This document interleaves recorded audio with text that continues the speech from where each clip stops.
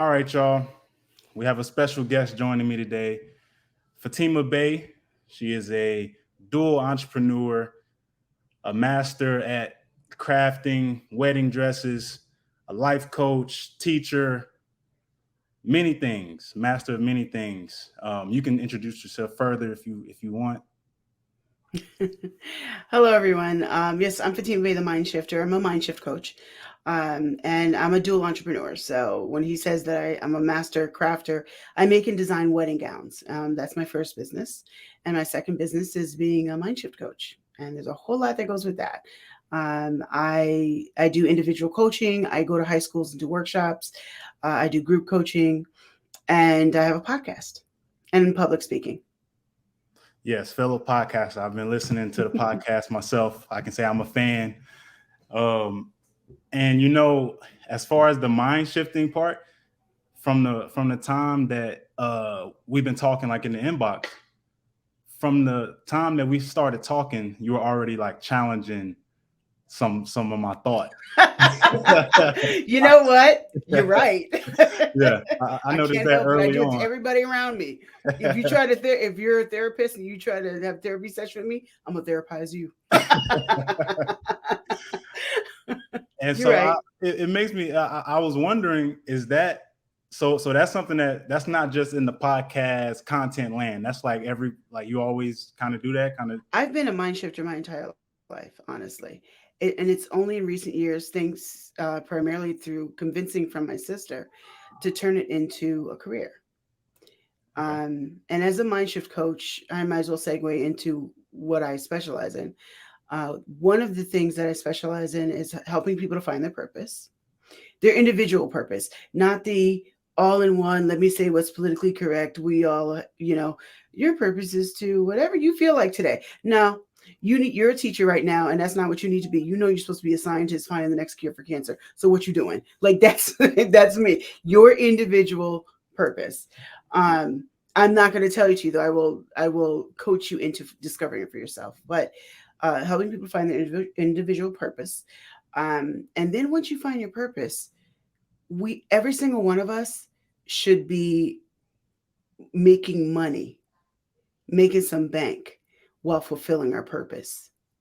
People think that you're going to find money that's going to make you happy. It doesn't. That's why there's so many rich folks in rehab centers. So many rich folks killing themselves and doing all this other stuff and doing all kinds of stuff because money doesn't make you happy. It buys you stuff and Right. fake people, but it doesn't make you happy. What makes us happy is fulfilling what we were meant to fulfill.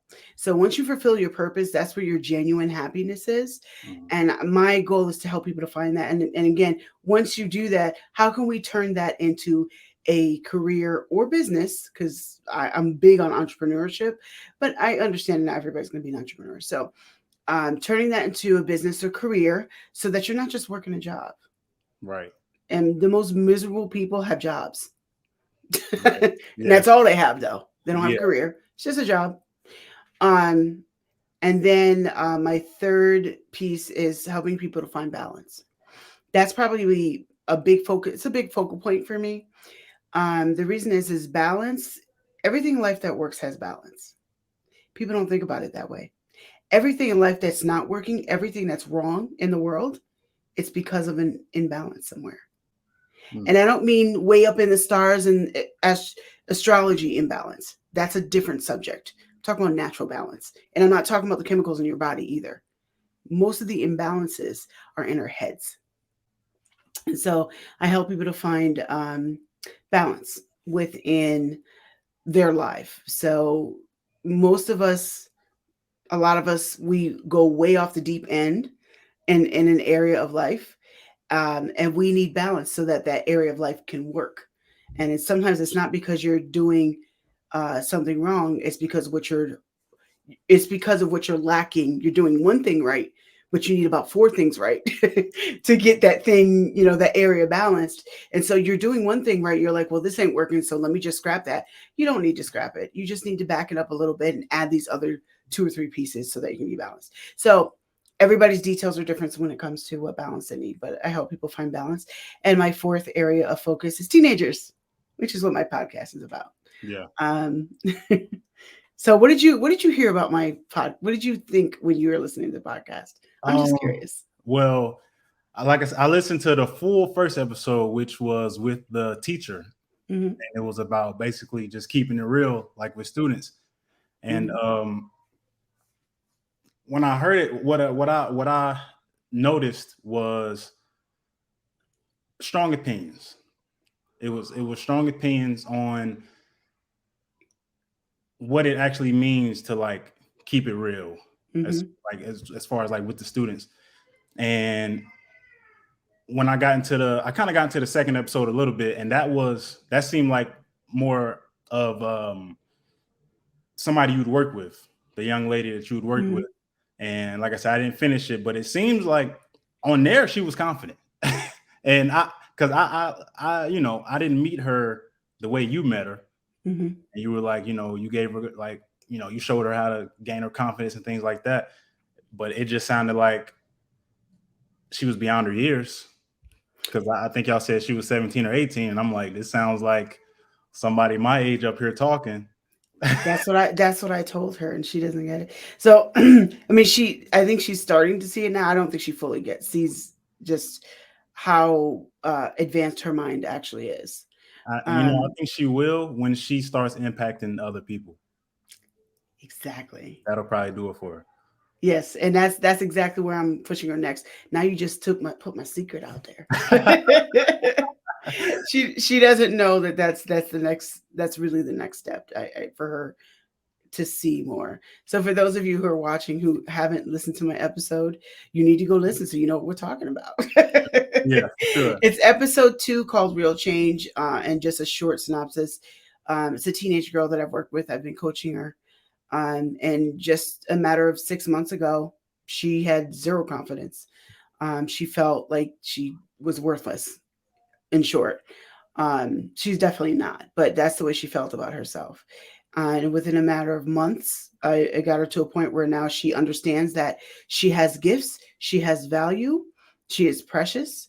I told her that when I met her, but now she actually believes it. And now she knows exactly what she wants to do with her career. She's going to be graduating this year. I got her looking up scholarships so she ain't coming out with $1 million in debt. I'm just like, you are not going out without this debt. So we looking up some scholarships. So but she's confident in a way that I wish I had been when I was younger. I grew up with very low self-esteem, very, very low self-esteem as well.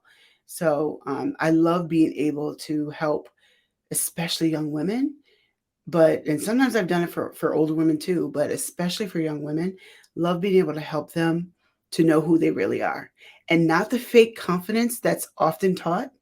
Um, Unfortunately, I would say a lot of fake confidence because it's on the surface, but the confidence isn't real because it's not believed within them. It doesn't matter if I tell you you are a handsome man, right? But if you think you're ugly, it doesn't matter how much I say it, you don't believe it. So to you, you're not, and you're going to behave as if you're ugly. And this is what a lot of young women are running around doing right now. And it hurts my heart to see. And I want to be able to make a difference on a bigger scale. What I've done with her, I want to be able to do that for other young women on a bigger scale. And even if I don't meet them, if I could just do it over the air on a podcast, I'll do it. you know So have you done like public speaking, or like I guess like in front of a crowd of however many, like hundreds or whatever like that? Yeah, yeah. Oh, I do public speaking. okay. I do assemblies at high schools. I Okay. I enjoy public speaking, but to be honest with you, my favorite place to public speak right now is high schools. I Oh yeah. love talking to kids who are sitting there trying to be on their phones, chewing gum, looking over that way. I get their attention. Sometimes I say funny stuff or call out their name or ask them their name in front of everybody and make them pay attention. They don't Yeah. realize that's what I'm doing. But it's hard to get their attention when they're sitting in the school setting and they're in classroom all day. Yeah. So, but I love talking to high school students, and when they start asking questions back, then you're engaging. It's working. And that's hard. That's really hard to do with high school students, especially nowadays because their attention spans are so short. Because Yeah. everybody has what I call TikTok brain. It's like, oh, yep, yep, Yeah. Microwave era. yeah. It's like Yeah. really, really quick. I'm done. So it's hard to maintain their attention, and so I try to be as interactive as I can. But I really love talking to the high school students, and I don't just talk to them. I'm always interactive with them. I'm always asking them questions, what they think, and getting their feedback. And I love that because I really like to hear, where their minds are, and be able to respond accordingly. And I think it's important because when I'm talking to a crowd, I'm always interactive with anybody, even with adults as well. I like to be interactive because I need to understand where your brain is. I can better respond to you if I understand where your brain cells are working, you Yeah. know? Sure. And so if I get responses from people, that tells me where to go. Because if you're over here, I don't want to be talking over there because I can't reach you there. That's not where you are. You're over here. So I believe in reaching people where they are, whether coaching, whether I'm speaking to you. I used to tutor, you would know this, but I used to tutor math. I used to teach and tutor math and English as a second language. And with both of those, I would always, especially math, I would find out where my math student's brain was. Like, how does your brain function? How do you think? How do you break things apart? How does your brain process information? Once I observed that and I understood how their brain processed information, I taught them math from where their brain was already working, and then got them to understand the mathematical concepts. Then we'll bring in the formulas and all the names and all the details that they try to shove down your throat because people hate math. Yeah. I I'm love not. math, but I get it. People who love math love it absolutely, and I do. I love it. um, you know, I'm a trainer, fitness trainer, Mhm. and so that's kind of that's kind of how I try to connect. You know what I'm saying? If I'm training someone during the session, then we'll talk. I'm very open to listen to people. People kind of pour their heart out to their trainers, like they in that moment and they working out between those sets.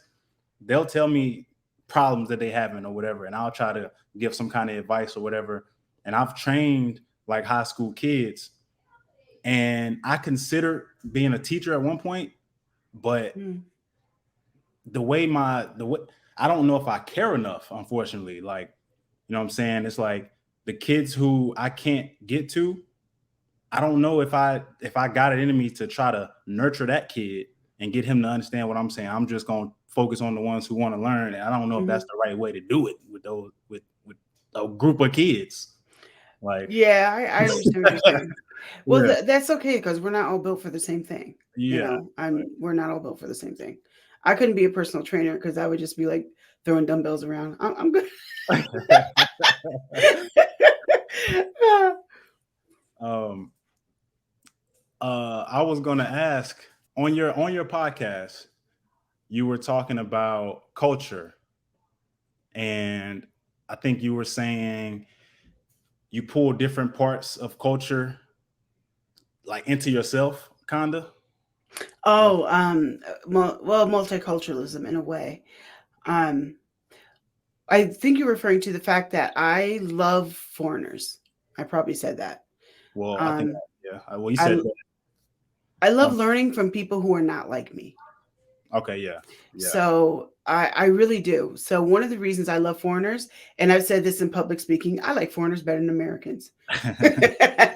But here's why. It's not because I don't like Americans. Y'all suck. It's nothing like that. It's I love foreigners because I have something to learn from them. As far as culture goes, I'm American. I grew up in America. Okay, yeah. What next? Um, but when it comes to foreigners, I don't care if you're from Afghanistan, Guatemala, China, Nigeria, wherever you're from. I didn't grow up where you did, so I have something to learn from you.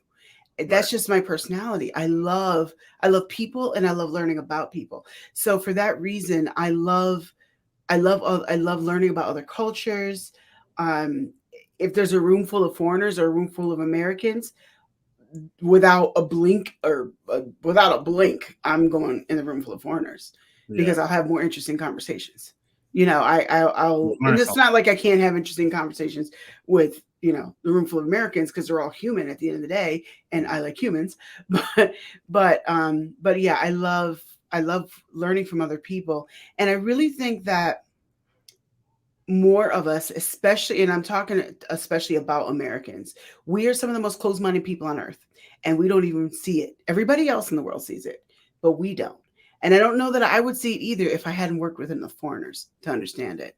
And also working, teaching English as a second language, I learned a lot more about America than being American, because I got to hear other people's perspectives.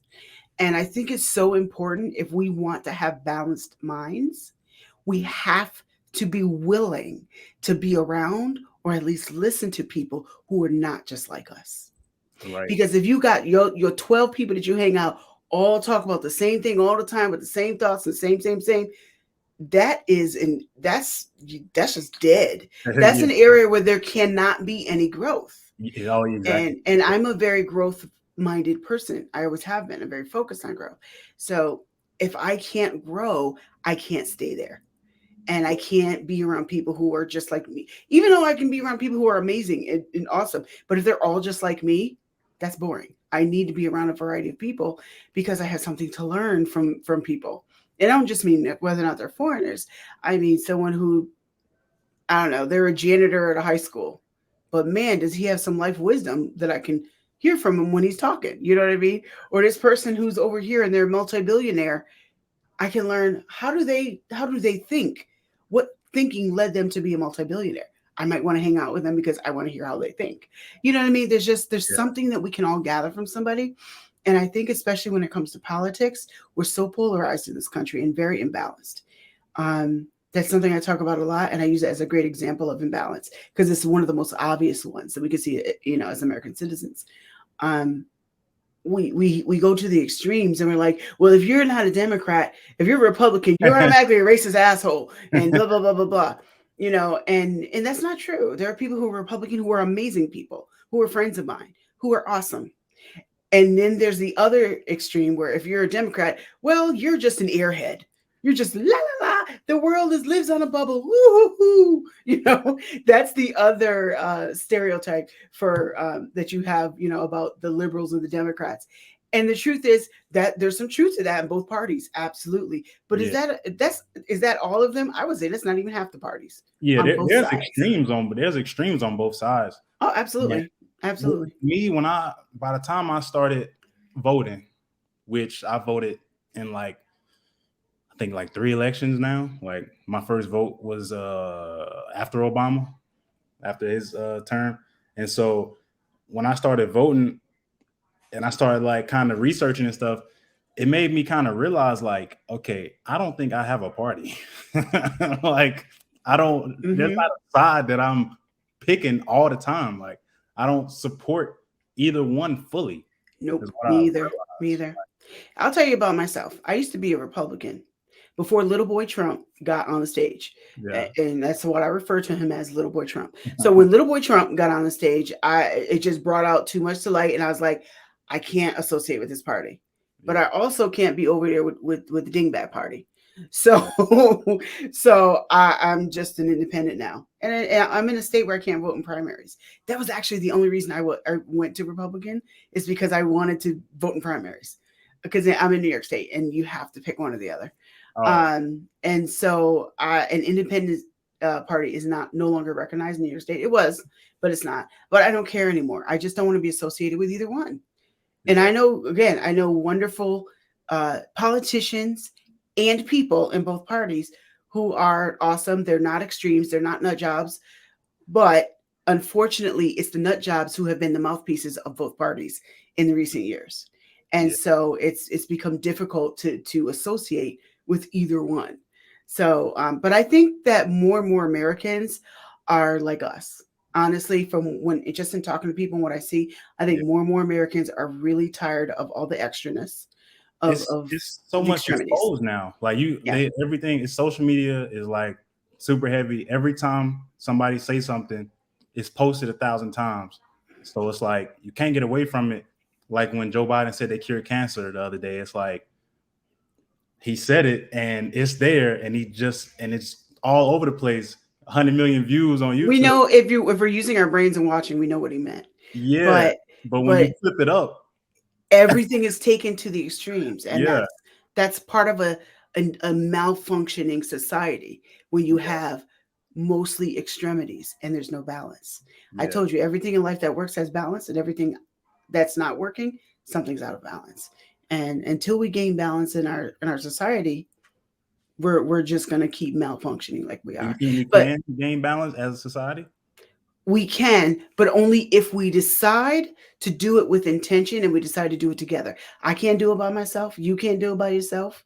No, none of us. Nope. And it's not the president's job either. President's one person. We don't have a system set up for just one person to rule us. This isn't a kingdom. And that's what people don't get. They're like, oh, the president. The president is a very important position, Mhm. but it is not the only position. And there's some things that actually they don't have as much power. He Yeah. or she is not going to have as much power. So it's like, yes, it matters, but there's so many other things that matter that we're not considering. We need to take into perspective. And I will keep preaching that word that, we need to stop being so polarized and start being balanced and actually be willing to listen to each other. And, I don't have to agree with you. Um, but I should at least give your perspective a chance, because even if I don't end up agreeing with you, maybe 10% of what you said is something for me to think about and might be true. And it could sway your thoughts so that you have balanced thinking instead of the wacko thinking that we see now. I know You some people probably got upset I'm talking about the party, but hey, the truth is the truth. when you said you know, you have to consider other people's perspective and things like that, it made me think of me and one of my friends. The debate was stupid. The debate doesn't matter. But what he was talking about was, he said he doesn't take stances on things that involve opinion. He classified himself as a chaotic neutral. Have you ever have you ever heard of this before? It's a way of avoiding He stuff. he he he did not he wouldn't pick a side in a debate. He said nobody is wrong. It all depends on how you look at things. And I'm like, okay, I get that, but I'm a person who has to take a stance. Oh, And it's me like, too. if Mhm. it's opinionated, I'll think about it this way. And I'm not gonna fight the other side, but I am gonna stay on this side about whatever it is. And that's the thing, and that's okay. It Yeah, is okay that we don't agree on everything. I right. mean, I have some and I'll tell you, one of my favorite teachers since ancient times that I'm aware of is my Dr. Miles Monroe. He died in 2014. He is phenomenal. And he has, indirectly mentored me in many ways. Um, just he's very, very, very deep. He's a Christian preacher, but he talked about more than just church stuff. He was very, very deep. Um, but even with him, I didn't agree with every single thing he said. Yeah, And that's okay. I yeah, still agree with a good portion of what he said, and I still have a lot of respect for him. That doesn't mean we have to agree on everything. It really is okay. And like you said, um, yes, we want to hear other people's perspective. It doesn't mean that you need to float over to their side. right. Just, and it is That's something right. okay. Yeah, And I think more people need to understand that. With my podcast, um, I'm going to have teenagers on who will tell their opinions about things. What's different about my podcast, though, is I don't bow down to political correctness. I don't know if you were able to listen to my prelude or not, but no politically correct bullshit on my show. Like, yeah, I literally say that. Because, and this is another topic. I don't know if you already had it on your questions or not, but I think we kind of talked about it a little bit. I know what you're gonna say, but go ahead. That that political correctness has been choking. It's choking our generation of youth.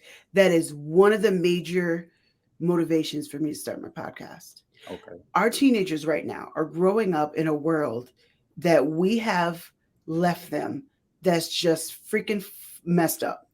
Okay. We have left them a bowl of shit, and now we want them to bake a cake with it.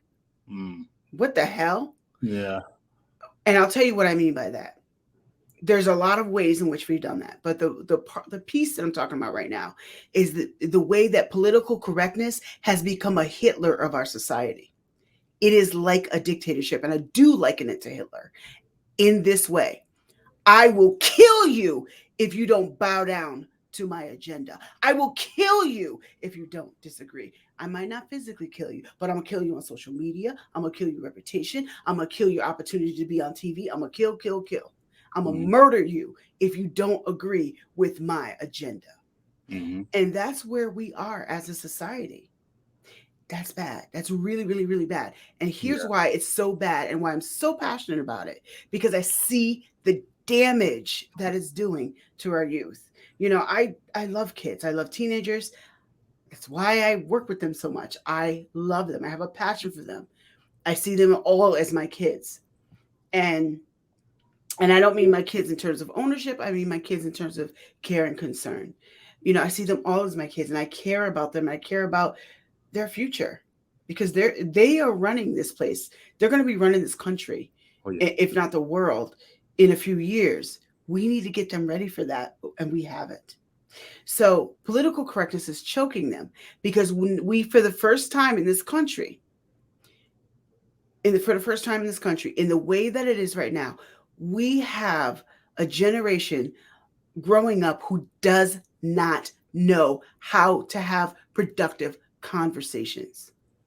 I'm going to say it again. They do not, and this is generally, I'm not talking about every teen, of course, but I mean as a culture, they do not know how to have productive conversations. And what I mean by that is they're being taught to focus on who they're offending instead of who they're helping. Those are two different things. Mm-hmm. The non-productive conversation is, well, let me have a conversation where we won't offend anybody. Here you go. That was the whole conversation. So, you know what I mean? Yeah. Right. You can't not be honest and real and not offend somebody. That's not going to happen. So now you can be sensitive. I'm not saying that we need to go to the other extreme either and Right. just be rude and And obnoxious just and sensitive. start You being don't. racist and gay bashing and all this Yeah, stuff. we don't. Yeah. That's just there's you. Don't Yeah. be obnoxious. Don't be It's rude levels. You can have and an opinion on yeah. something without Well, I do pulling think that being aware of other people's sensitivities is a good thing, and being aware of other people's sensitivities is a smart thing. Because why offend a whole room if you don't have to? Now, sometimes I will go out of my way to say something offensive to make a point, yeah. but then I usually will bring it back. But it's it's those extremities. But anyway, when it comes to the political correctness, it's choking them, because now we have a generation that is being told, not always directly, but through action. Because most of what we hear is action, not words. You know, most people don't realize that, but it's true. They're being told, you know, be careful what you say because you're going to get canceled, kind of a thing. Yeah. And you can't have a productive conversation without uncomfortableness, without, you just can't.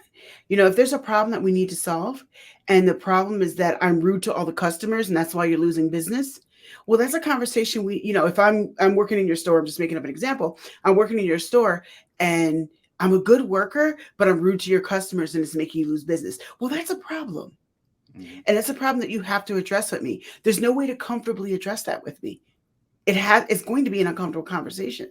Yeah. And that's the thing, is that we have a generation of youth that are being trained, beat in their head, be politically correct, bow down to and worship my emotions. People don't think about it this way, but I put it that way because it's harsh and to the point. Bow down to my emotions or I will cancel you. That is not that. No, that's not. If there's an elephant in the room, let's talk about the damn elephant in the room before he tears up the damn house. Instead of pretending like it's not there. We can't talk about the elephant in the room because Sasha's going to get sensitive because that's her emotional support elephant. No, let's get the elephant out the room. Let's talk about how we're going to do it. Let's get together, have a conversation. First, let's recognize the elephants in the room. And then let's figure out together how we're going to solve the problem of the elephant in the room. But our youth today they're not even being allowed to have that conversation, because even when they go to school or any public forum, it's like, oh, don't say this, don't say that, don't say this. And even when they go to school, and they might have teachers that really listen to them, or counselors, or principal, or whoever, whatever staff's in the school, and they really listen to the kids and they really care, they're not allowed to be real with them. Yeah. How can they solve problems? They're watching, and I know, because I go into schools and I see and I hear the frustration from school administrators, from staff of all kinds, not just teachers, who get very frustrated because they genuinely care about the kids.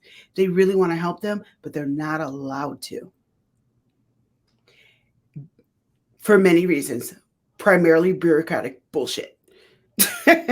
And it's one of the reasons I don't work in the school. I go to schools, I work in schools, I work with schools. I refuse to work for a school. Because you got to kind of go in a system. You got to do it. And their systems are what's screwing up our kids, and why so much of the world are more advanced than we are right now.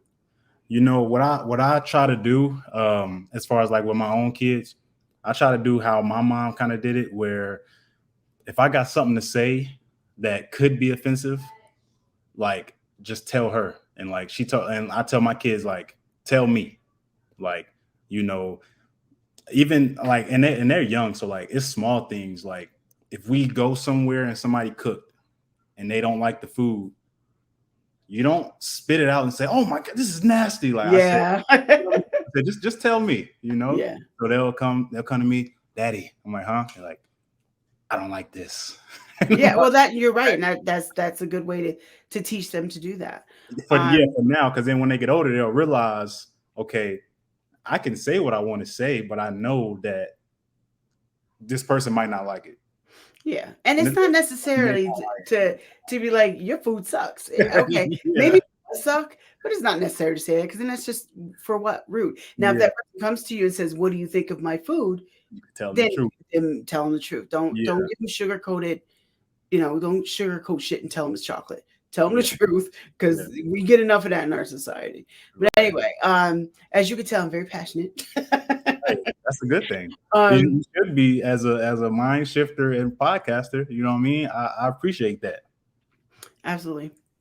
And it kind of leads me to the next thing I was going to ask you, and I was going to ask, which I probably know the answer now. Are you on the side of truth all the time? Like, I am. No matter what, like, truth should be told, even when it's uncomfortable. Okay. But here's the thing: when it comes to my coaching clients, I, right off the bat, you can see I'm very transparent.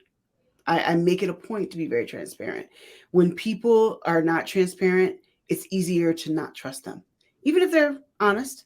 But the appearance of you hiding something, it automatically perturbs people. Yeah. So I try to be as transparent as I can, because I think it's important, and I need people to trust me. But when I meet with people, they already know they're not getting soft-spoken Sally. That's not me. Actually, that's not true. It is me sometimes, because sometimes it's necessary. So there are times where I'll hug you, you can cry on my shoulder, and I'll give you very soft-spoken counsel, and I'll be that, loving mother, loving friend, whatever you need in that moment. That's a part of me too. But you're going to get told like it is. And if you can't handle that, then you can't handle me. We're not a match, and you should move on. Like, I'm not one of those people I'm very direct about it. But I can, but people usually come to me because I am a tell it like it is person. Yeah. They know that there's no one of those people in your life, at least. No bullshit with me. They know there's no bullshit. My really close friend, who I call my brother from another mother, even he says that, he's like, that's why he and I can talk to each other. We can tell each other what's real and give each other real opinions, because we know that it's coming from a loving place. And if he corrects me, I listen, because I know it's coming from a loving place. And one thing we appreciate about each other is we just tell like it is. Mm-hmm. If what you did was stupid, I'm going to tell you it was stupid, but then I'm going to encourage you at the same time. And I might not use the word stupid. I might say it in a different way, but I'm just, overgeneralizing it right now. But if what you did was bad or not good, we might say that. It's like, you know what? You shouldn't have said that. As a woman, I would have kicked you in the teeth. I've said that to my male friends. So as a woman, if you said it to me, I would punch you in the head. but but then I'll give but that's always followed by the encouraging words with me. It's, you can't just give them the negative without giving them positive. But I do think it's very important to be honest all the time, because here's the thing, and I'll tell you why. And this is something that's a whole nother subject. I'm going to make a whole video on it later, but it's very important to be honest especially when it hurts and when it's inconvenient. And I say that because if you have someone who's always, oh, I'm so nice and smiley to everybody, and you're all special in your own way, everything's pretty and everybody's good all the time. Yeah. When you have somebody who's like that all the time, they never insult anyone, they never ever ever tell anyone the negative. The problem is when that same person has something important to say to you, you're not going to receive it because you're going to think it's more bullshit. And that's the thing, is when people are fake nice, it actually does more harm than good. And some people do it because they've been taught to do it, or they're doing it with good intention. And I do think most of the time it does come from a good place. They're like, well, I don't want to be hurtful or harmful, so let me just tell them it was good. But I'll give you this example. You're going to go on American Idol or American Got Talent or whatever the next show is, and you're going to go on there and you're going to go sing, and you sound like a frog being murdered. Right? Like, I'm gonna give it to you. If I'm your friend, I am not going to let you go out there and embarrass yourself like that. Like, if they're my friend, they ain't going out like that because I'm going to stop them. Or get them, and it doesn't mean that they don't have talent, because maybe they need voice lessons. Maybe they need to, learn how to time their breath. There's a lot of different. Or maybe they don't have that talent. Yeah, that's maybe they don't have that talent. 9 times out of 10, though, it's usually it's something like they need lessons. They need more development for talent that they already have, and maybe that's the case. But you need somebody to be honest with you, and instead of letting you go out and embarrass yourself. Yeah. If I care about you, I'm not, man. No. Go out like that. You on there, and now you viral because you sounding like you said, a frog being murdered. Like, nah. But I also want to give a little side piece to that I think is important to say. One of the reasons why we aren't honest all the time. Well, first, you don't need to be honest 100% of the time. And what I mean by that is, if you just said everything that came in your head, you wouldn't have any friends. I'll tell you right now, you have no friends. Yeah. It's not necessary to speak your mind or give your opinion on every single thing. Unwarranted. It's not necessary to say something all the time. But if there's an issue, it is 100% necessary to be honest. Mm-hmm. If someone's asking your opinion, it's 100% necessary to be honest. And if someone's coming to you for coaching, they're looking for your opinion, your input, your guidance. So you need to be 100% honest. But the other part that I was going to say to that is one of the reasons people aren't honest isn't because they don't see what's wrong and they don't see, or they don't know what they need to say. It's because it's uncomfortable to say it. I don't want to deal with your reaction to me telling you that your drawing wasn't good enough. So I'm going to tell you that it's good. And you go and submit that drawing to a contest and you lose and your hopes and dreams are dashed. I think that's not a good friend. Yeah. If I know that it's not your best and it could be better, I better tell you. So that because I want the best for you. I'll tell you something else. I have a friend who is a news anchor. I asked her opinions about my first episode about the podcast so far. She gave me her honest opinion, and it wasn't all good, but I appreciate it because her opinion, because her feedback will make my future podcasts better. Yeah. And I appreciate that, but that's also why I asked her, because I knew that I would get a real response from her. And she even said to me, she's like, girl, I want to see you successful. So here it is, and we all need those kind of friends in our life. I've opened up a lot of my podcasts saying how grateful I am for the feedback and things like that. Like, I accept all feedback, even if it's considered negative or whatever, because I just want to know what people think about it, because that's why I'm putting it out. Like, right. And I mean, I've had friends comment on it family, tell me what Mhm. they think. And it's not always, like you say, like it's not always good, but I just want to hear the honesty about it. If Like, we want to progress, we have to put ego aside. yes. And unfortunately, that does take a certain level of maturity to recognize that and implement it. And some people are still living under ego. And when you're living under ego, you have put a ceiling on your success. You can't get past that. So the second somebody says something you don't like, you well, I don't need to be your friend anyway. I don't care what you think anyway. You start just acting silly about it, and we can't, not just as podcasters, but leaders of any kind. Whether you're an entrepreneur, a podcaster, a politician, whatever it is, we have to be able to take positive feedback. I mean, constructive criticism. It's important that we get it because you can't get better. The person, like I said, going to American Idol, it sounded like a frog being murdered, and you're gonna let them go out and embarrass themselves like that. You ain't no friend. Yeah, that ain't right. That is not right. Um, I'm actually kind of careful sometimes about what I call exposing my spirit to like strangers or whatever. But there's been times where there could be a conversation going on and I'm in the environment and people will like ask me for my opinion on something that I really don't want to share on because I know Mm, my thoughts already are like, yep. this is not going to be accepted. Like I know it's Yeah. not, and I hope they don't ask me. And I'm having thoughts. I could be doing something over here. I'm listening. I hear them talking, and I know I'm like, okay. And I'm saying it in my head though, and it seemed like it always somehow like, man, let's ask Keon, and then they come ask me, and then now I have to give my true thoughts on this thing, and it's just not at all on either side of what they're talking about, and Yeah, I know. And it could be uncomfortable because you're like, I really don't, please don't ask me.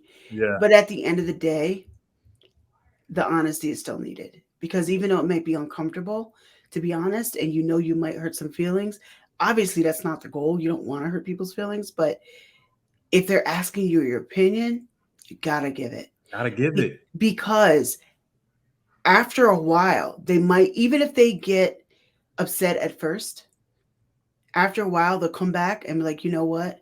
I respect you being honest with me. And I've had people do that to me. I'm less concerned about reaction and more concerned about results. Most people get stuck on the surface of reaction and not in the longevity of results. So sometimes I will say things that might be offensive, that might seem harsh. I don't care. I care about results. I care about you getting what's best for you. And even if that means that you don't like me right now, you'll get over it. Because you'll get over it when you realize that I was right, or that what I said was helpful if you implement it. And if you don't want to realize that and you want to stay in your own ego, then that's your problem. And it'll continue to be your problem, but not just with me. You know what I mean? I recognize that. Something else I used to you wouldn't know this, but I used to work at Job Corps. Do you know anything about Job Corps? Oh yeah, yeah. Okay. I used to run a whole dorm of females at Oh, Job Corps. Imagine a whole dorm of two daughters. 75 to No, 100 teenage girls. no way. You strong. Yeah, I did that. And many of them are still friends with me to this day. And it's been many, many years since I left. I love them though. I really did love my students. But working with them is an example of what I mean. Oh my God. They'd be like, Miss Bay, they would get so pissed because I was a hard ass. But at the same time, the first person they run to when they need a shoulder to cry on, when they need to talk about something serious, confess things that were pretty devastating. And, many of them nowadays have come back to me in years since and they appreciate it. But at the time, they were pissed off at me because it's the same mentality. Their reaction was to be pissed off at me, but the results was that I was able to say and do things that changed their lives, that I was able to plant seeds that pissed them off at the time because it was uncomfortable. But those seeds that were planted are still producing crops today. That's what matters. Too many of us are so worried about people's reaction, but not at all looking at what could be the final results of that. What is the long-term results of that? Something that God showed me about myself. I'm a seed sower. That's what I'm built to do. I am meant to be a seed sower. I plant seeds. So as a mind shifter, I plant seeds in your brain. I plant seeds in your mind.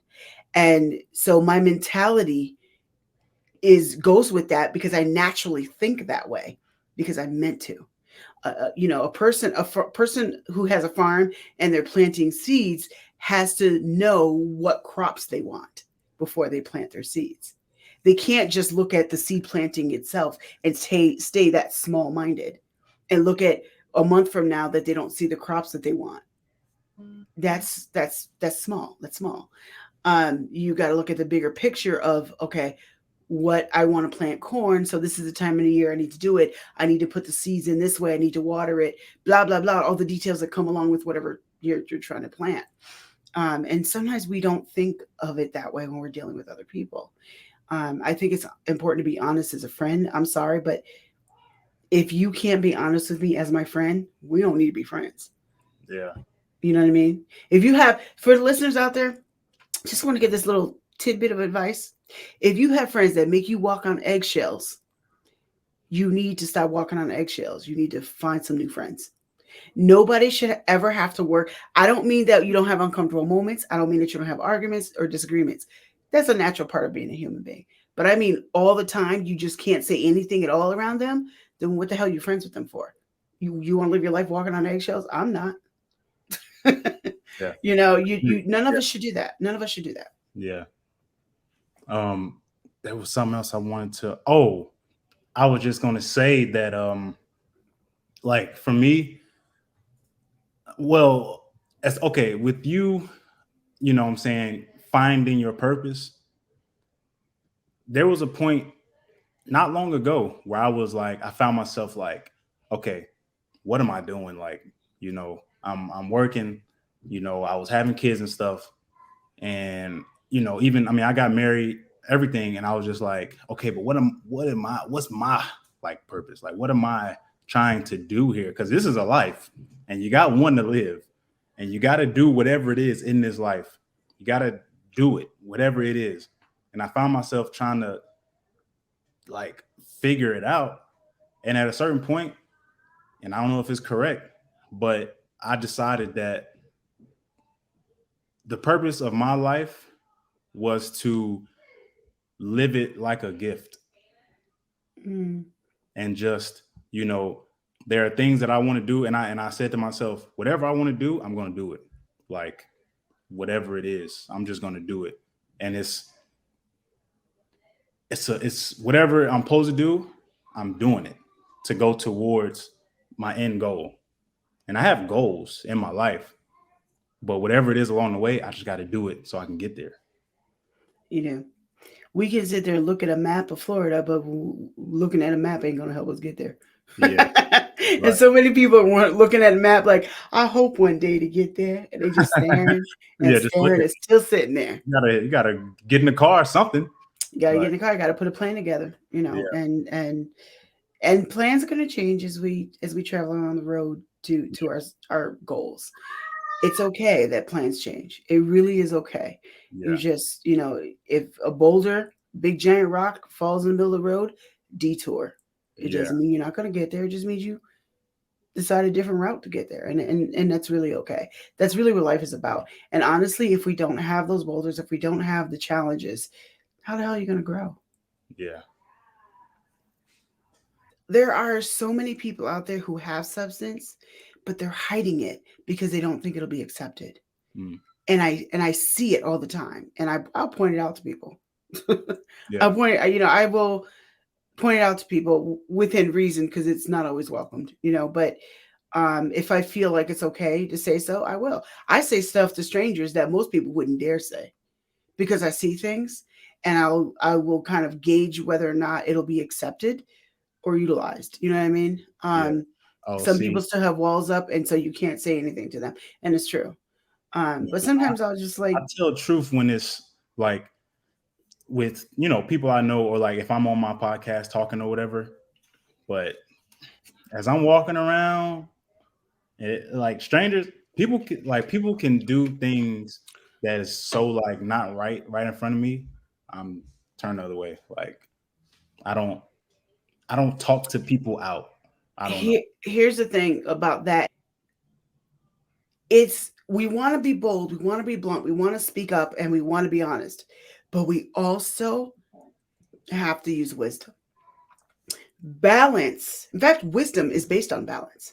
Wisdom is knowing what to do and when and how to do it.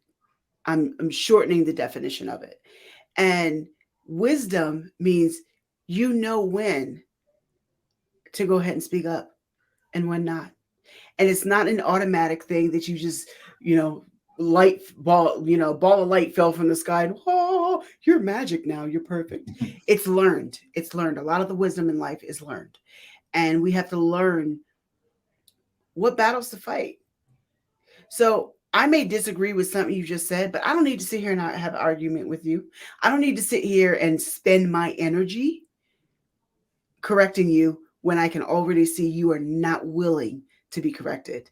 You are not willing. You are where you are because you want to be. You're not going to hear anything else. I ain't wasting my energy. Now, if you ask me a question, I'm going to tell you the truth, but I'm not going to interject because it's not necessary. Here's a quote that I have, and I have hundreds of quotes. I'm going to be making products with them soon. But one of them is talking about lying and being dishonest.